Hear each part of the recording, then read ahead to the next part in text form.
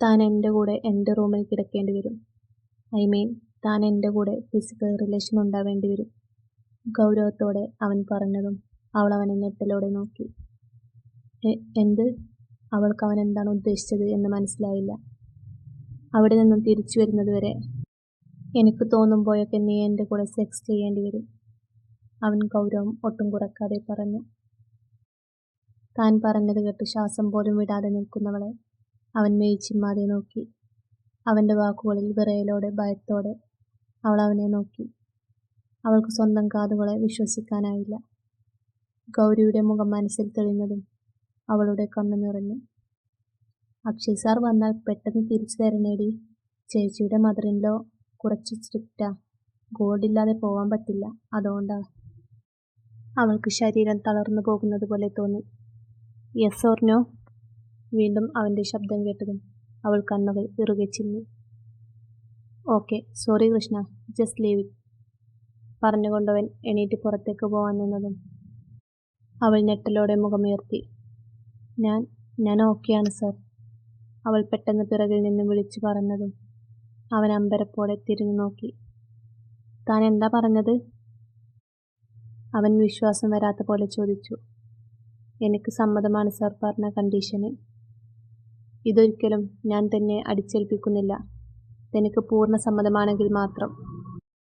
അവൻ ഏതാനും നിമിഷം അവളെ തന്നെ നോക്കിയിരുന്നു. പിന്നെ നമ്മൾ തമ്മിലുള്ള കണ്ടീഷനൊന്നും എഗ്രിമെൻ്റ് ആക്കാൻ കഴിയില്ലല്ലോ. അത് കരുതി പണം വാങ്ങി എന്നെ ചതിക്കാനാണ് ഭാവമെങ്കിൽ പിന്നെ നീയും നിന്റെ ഫാമിലിയും തീർന്നു.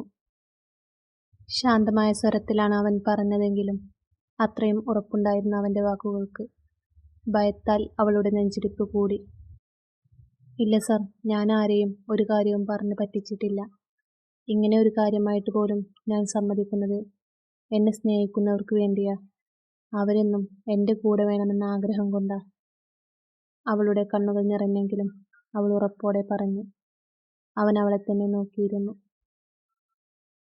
തനിക്കൊന്നുകൂടി ആലോചിക്കണമെങ്കിൽ നാളെ രാവിലെ വരെ ടൈമുണ്ട്.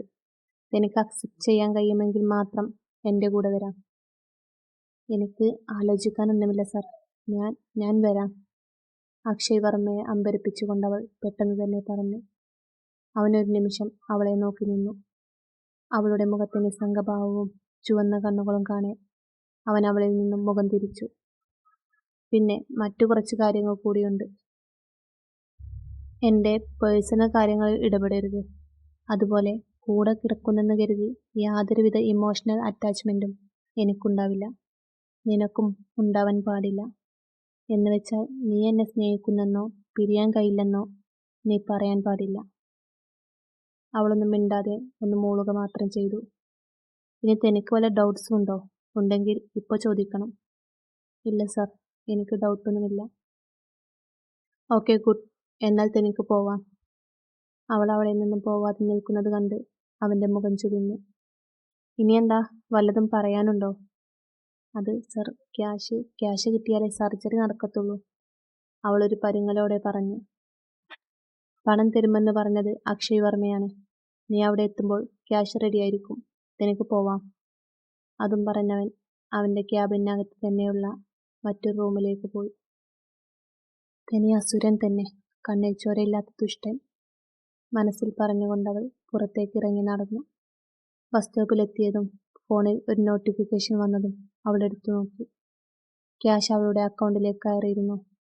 അത് കണ്ടപ്പോൾ അവൾക്ക് മനസ്സിൽ വലിയ ആശ്വാസം തോന്നി. അതുവരെ അവനോട് തോന്നിയ നീരസമൊക്കെ തന്നിൽ നിന്നും മാറിപ്പോയെന്ന് അവൾ ചിന്തിച്ചു. ഓരോന്നോർത്തുകൊണ്ട് അവൾ മുന്നോട്ട് നടന്നു. ഹോസ്പിറ്റലിലെത്തിയതും കമ്പനിയുടെ ആവശ്യത്തിനായി ചെന്നൈ പോകണമെന്നും കുറച്ച് ദിവസം അവിടെ തങ്ങേണ്ടി വരുമെന്നും അവൾ പറഞ്ഞു. അവൾ പോകുന്നെന്ന് പറഞ്ഞതും പതിവിന് വിപരീതമായി അവരുടെ മുഖമെല്ലാം മങ്ങി. അവരിൽ ആദ്യം നിറഞ്ഞു. അത് കണ്ടതും അവൾക്ക് വല്ലാത്ത സന്തോഷം തോന്നി. ഇവരെന്നും തനിക്ക് വേണം, ഇതുപോലെ. അതിനുവേണ്ടി എന്ത് റിസ്ക് എടുക്കാനും താൻ തയ്യാറാണ്. അതൊരിക്കലും തന്നെ സ്നേഹിക്കുന്നവർ അറിയില്ല. അവളുടെ മുഖത്ത് ആത്മവിശ്വാസം നിറഞ്ഞു. പിറ്റേന്ന് അവരോടൊക്കെ യാത്ര പറഞ്ഞ് മാറിയെടുക്കാനുള്ള ഡ്രസ്സും എടുത്താണ് അവൾ ഓഫീസിലേക്ക് പോയത്. കമ്പനിയിലേക്ക് അടുക്കുന്തോറും അവളുടെ ഹൃദയമിടിപ്പ് കൂടി. ഓഫീസ് കോമ്പൗണ്ടിലേക്ക് കടന്നതും അവൾ അക്ഷയുടെ കാർ പാർക്കിങ്ങിലേക്ക് നോക്കി. അവിടെ അവൻ്റെ കാർ കാണാനെന്തോ അവൾക്ക് വല്ലാത്ത ആശ്വാസം തോന്നി. അവൾ ക്യാബിനിലേക്ക് കയറി കുറച്ച് സമയം ഫോണിൽ നോക്കിയിരുന്നു. കുറച്ച് സമയം കഴിഞ്ഞതും അവളുടെ കണ്ണുകൾ അടഞ്ഞു വന്നു. Krishna, come we're moving. അക്ഷയുടെ ഗാംഭീര്യം നിറഞ്ഞ ശബ്ദം കേട്ടതും അവൾ ഭയത്തോടെ കണ്ണുകൾ വലിച്ചു തുറന്നു. അവളുടെ കണ്ണുകൾ ചുവരിലെ ക്ലോക്കിലേക്ക് പോയി. ഈശ്വര, 11 മണിയോ? ഇത്രയും ടൈം ഞാൻ ഉറങ്ങിയോ? അവളുടെ കണ്ണുകൾ അവനിലേക്ക് ചെന്നു. ഗൗരവം നിറഞ്ഞ മുഖത്തോടെ തന്നെ നോക്കി നിൽക്കുന്ന അവനെ കണ്ടതും അവൾ ചാടിയെണീറ്റു. സ്വപ്നം കണ്ടു കഴിഞ്ഞെങ്കിൽ വാ, പറഞ്ഞുകൊണ്ടവൻ ഫോണും ബാഗും ലാപ്ടോപ്പും എടുത്ത് പുറത്തേക്ക് നടന്നു. ഒരു നിമിഷം അന്തിച്ചു നിന്നെങ്കിലും അവൾ പെട്ടെന്ന് തന്നെ അവളുടെ ബാഗുമെടുത്ത് അവൻ്റെ പിറകെ ഓടി ലിഫ്റ്റിൽ കയറിയതും അവൻ്റെ മുഖത്ത് നോക്കാൻ അവൾക്ക് വല്ലായ്മ തോന്നി. അവൾ മുഖം കുനിച്ചു നിന്നു. അണ്ടർഗ്രൗണ്ടിൽ ഇറങ്ങി അവൻ്റെ പിറകെ അവൾ പാർക്കിങ്ങിലേക്ക് നടന്നു. അവൻ കാർ അൺലോക്ക് ചെയ്ത് കാറിൽ കയറി. അവൾ മടിയോടെ പുറത്തു നിന്നതും അവൻ്റെ രൂക്ഷമായ നോട്ടം അവളിലേക്ക് ചെന്നു. അവൾ പെട്ടെന്ന് തന്നെ പിറകിലെ സീറ്റിൽ കയറിയിരുന്നു. കാറിൽ കയറി കുറച്ച് സമയം കഴിഞ്ഞിട്ടും കാർ മുൻപോട്ടെടുക്കാതെ നിൽക്കുന്നവനെ കണ്ട് അവൾ നോക്കി. അവൻ്റെ മുഖം ദേഷ്യം കൊണ്ട് ചുവന്നു വരുന്നത് അവൾ ഭയത്തോടെ നോക്കി. താൻ കാറിൽ കയറിയത് ഇനി ഇങ്ങേർക്ക് ഇഷ്ടപ്പെട്ട് കാണില്ലേ? അതോ അല്ലാതെ താൻ എങ്ങനെ പോവും? അവൾ എന്ത് ചെയ്യണമെന്നറിയാതെയിരുന്നു. ഞാനാരാടി, നിന്റെ ഡ്രൈവറോ? അവനൊരു അലർച്ചയോടെ അവളെ നോക്കി. കാര്യം എന്തെന്നറിയാതെ അവൾ ഞെട്ടലോടെ അവനെ നോക്കി. നിനക്കെന്താടി, ചെവി കേട്ടൂടെ? ഇറങ്ങി മുൻപിലോട്ടിരിയടി. വീണ്ടും അവൻ്റെ ശബ്ദം ഉയർന്നതും അവൾ വേഗത്തിൽ ഇറങ്ങി മുൻപിലേക്ക് കയറിയിരുന്നു. ഇനി സീറ്റ് ബെൽറ്റ് ഇടാൻ നിന്റെ വീട്ടിൽ നിന്ന് ആരെങ്കിലും വരുമോ? അവൾ പേടിയോടെ ബെൽറ്റിൽ പിടിച്ചു വലിച്ചതും അതെവിടെയോ സ്റ്റക്കായപ്പോൾ നിന്നു. അവൾ ദയനീയമായി അവനെ നോക്കി. അവനൊരു നിമിഷം കണ്ണടച്ച് ദേഷ്യം നിയന്ത്രിച്ചു.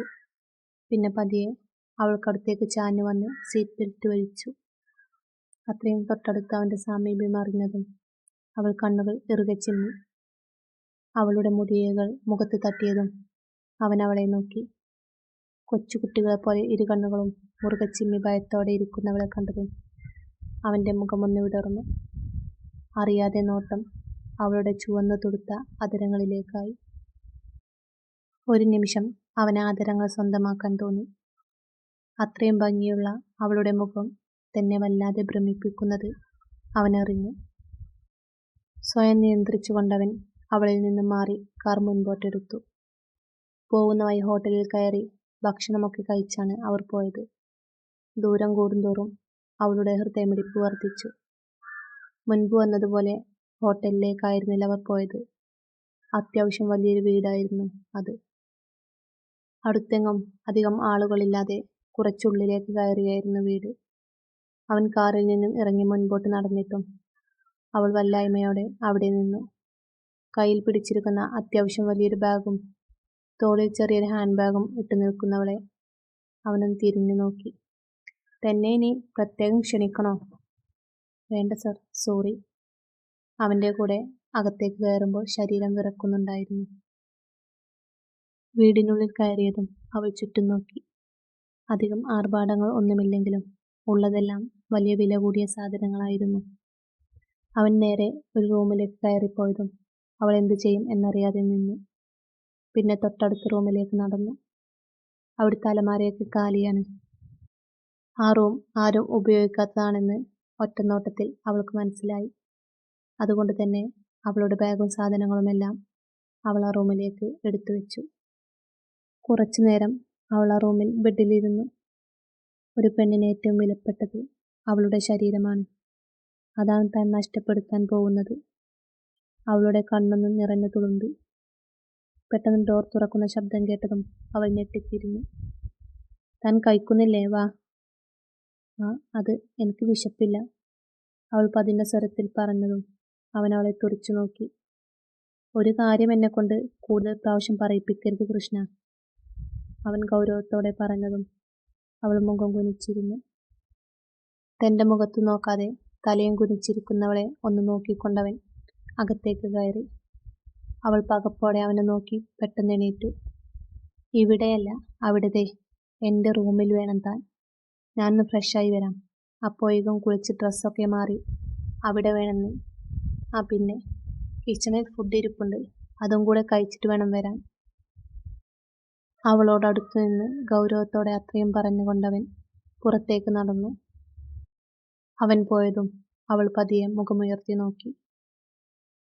ഇനിയും ഇങ്ങനെ നിന്നാൽ അവന് ദേഷ്യം പിടിക്കും എന്നറിയുന്നത് കൊണ്ട് തന്നെ അവൾ പെട്ടെന്ന് തന്നെ കുളിച്ചു പുറത്തേക്ക് ഇറങ്ങി. വരുന്ന വഴി കഴിച്ചതുകൊണ്ട് തന്നെ ഒട്ടും വിശപ്പ് തോന്നുന്നില്ല. എങ്കിലും അവനോടുള്ള ഭയം കൊണ്ട് കിച്ചൺ ഏതാണെന്ന് കണ്ടുപിടിച്ചു. അവിടെ ചപ്പാത്തിയും ചിക്കൻ കറിയും ഇരിപ്പുണ്ടായിരുന്നു. അവൾ പേരിന് മാത്രം ഒരു ചപ്പാത്തി എടുത്ത് കറിയൊന്നും എടുക്കാതെ തിന്നു. റൂമിലേക്ക് പോവാനുള്ള ഭയം കൊണ്ട് അവൾ അവിടെ ചുറ്റിത്തിരിഞ്ഞു നിന്നു. കൃഷ്ണ! അവൻ്റെ ഉറക്കെയുള്ള വിളി കേട്ടതും അവൾ ഞെട്ടലോടെ അകത്തേക്ക് നടന്നു. അവിടെ ദേഷ്യം നിറഞ്ഞ മുഖത്തോടെ തന്നെ നോക്കുന്ന അക്ഷയെ കണ്ടതും ഭയത്താൽ അവളൊന്ന് വിറച്ചു. അവളെ ഒന്ന് തറപ്പിച്ചു നോക്കിക്കൊണ്ട് അവൻ റൂമിലേക്ക് കയറിയതും അവൾ ഭയത്തോടെ മനസ്സില്ലാ മനസ്സോടെ അവൻ്റെ പിറകെ പതിയെ നടന്നു. അവൾ അകത്തേക്ക് കയറിയതും അവൻ ഡോർ വലിച്ചടച്ച് ലോക്ക് ചെയ്തു. അവൾ സങ്കടത്തോടെ അതിലേറെ അപമാനത്തോടെ ഭിത്തിയോട് ചേർന്ന് നിന്നു. തൻ്റെ മാനത്തിന് ഇനി അല്പസമയത്തെ ആയുസ്സേയുള്ളൂ. ഭയത്തോടെ നിൽക്കുന്നവളുടെ അടുത്തേക്ക് പതിയെ അവനടുത്തു. കണ്ണുകൾ അത്രയും ഭംഗിയുള്ള അവളുടെ മുഖത്തും സിമ്പിൾ ക്രീം കളർ ചുരിദാറിട്ട അവളുടെ വടിവത്ത ശരീരത്തിലും അലഞ്ഞു. അവൻ്റെ നെഞ്ചിടിപ്പ് കൂടി. ആദ്യമായിട്ടാണ് ഒരു പെൺകുട്ടി തൻ്റെ റൂമിൽ, അതും ഇത്രയും തൊട്ടടുത്ത്, തനിക്കു വേണ്ടിയിട്ട്. അവൻ്റെ കണ്ണുകൾ അവളുടെ ചുവന്നു തൊടുത്ത അതരങ്ങളിലേക്കായി. അതപ്പാടെ വീങ്ങിയെടുക്കാൻ തോന്നി അവന്. അവൾ പതിയെ മുഖമുയർത്തി നോക്കിയതും ആഗ്രഹങ്ങൾ മനസ്സിൽ നിൽക്കാതെ ശരീരത്തിലേക്ക് പടർന്നതും അവൻ അവളെ ഇരുകൈകളിലും കോരിയെടുത്ത് ബെഡിലേക്കിട്ടു. അവൾ പകപ്പോടെ തെറിച്ചെഴുന്നേറ്റു. അവൻ അവളിൽ തന്നെ മീൻ നട്ടുകൊണ്ട് അവളുടെ അടുത്തേക്കിരുന്നു. അവൻ റൂമിലെ ലൈറ്റ് ഓഫ് ചെയ്ത് ടേബിൾ ലാമ്പ് മാത്രം ഇട്ടു. അവൾ ഭയത്തോടെ അവനെ നോക്കിയതും അവൻ അവളുടെ കയ്യിൽ പിടിച്ച് ബെഡിലേക്ക് വലിച്ചിട്ടു. അവളൊന്ന് പിടഞ്ഞു മാറാൻ നോക്കിയതും അവൻ അവളെ മുറുകെ പുണർന്നു. അവൻ്റെ നെഞ്ചിലേക്ക് അവളുടെ മുഖം അമർന്നതും അവളുടെ നെഞ്ചിടിപ്പൊന്നു കൂടി. എനിക്ക് പേടിയാ, വിറയലോടെ പറയുന്നവളുടെ മുഖം പിടിച്ച് അവൻ തെനിക്കു നേരെ ഉയർത്തി. എന്തിന്? അവൻ്റെ സ്വരം അത്രയും നേർത്തു. അവൻ്റെ ഇന്നുവരെ കാണാത്തൊരു ഭാവവും ശബ്ദവും. അവൾ അവനെ ഇമചിമ്മാതെ നോക്കി. എന്തിനോ മനസ്സൊന്ന് വെപ്രാളപ്പെട്ടു. എന്തു പറ്റി കൃഷ്ണ? വീണ്ടും അവൻ്റെ നേർത്ത സ്വരം കേട്ടതും അവൾ കണ്ണുകൾ ഇറുകെ അടച്ച് മുഖം അവൻ്റെ നെഞ്ചിലേക്ക് പൂഴ്ത്തി. അവനൊന്ന് വിറച്ചുപോയി. അവൻ്റെ കൈകൾ അവളുടെ അരക്കെട്ടിൽ മുറുകി. ആ കിടപ്പിൽ അവളുടെ കണ്ണുകൾ അടഞ്ഞു വന്നു. ഇതുവരെ തോന്നാത്ത ഒരു സുരക്ഷിതത്വം അവൻ്റെ കൈകളിൽ അവൾക്ക് അനുഭവപ്പെട്ടു.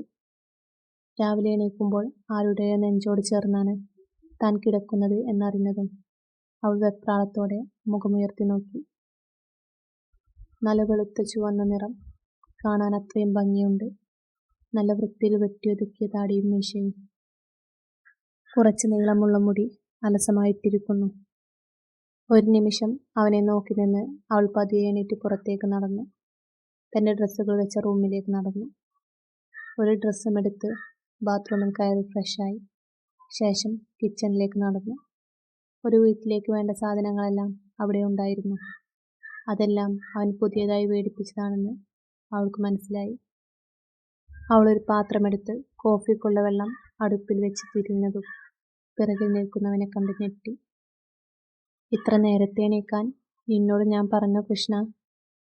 പറഞ്ഞുകൊണ്ടവൻ അവളെ വലിച്ച് ചുവരോട് ചേർത്തു. അവൾ പകപ്പോടെ അവനെ നോക്കി. അവൻ്റെ കണ്ണുകൾ അവളുടെ പാതി വിടർന്ന അതിരങ്ങളിലേക്ക് പോയി. അവൻ്റെ നോട്ടം അവളിലാകെ അലഞ്ഞു. അവൻ്റെ ആ കാപ്പിക്കണ്ണുകൾക്ക് വല്ലാത്തൊരു ഭംഗിയുണ്ടെന്ന് തോന്നി അവൾക്ക്. അവൻ്റെ ഒരു കൈ അവളുടെ അരക്കെട്ടിലൂടെ ചുറ്റിപ്പിടിച്ച് അവൻ്റെ ദേഹത്തേക്ക് അമർത്തി. മറുകൈ അവളുടെ കവിളിൽ ചേർത്ത് വെച്ചു. അവൻ്റെ സ്പർശനത്തിൽ അവളൊന്ന് വിറച്ചു.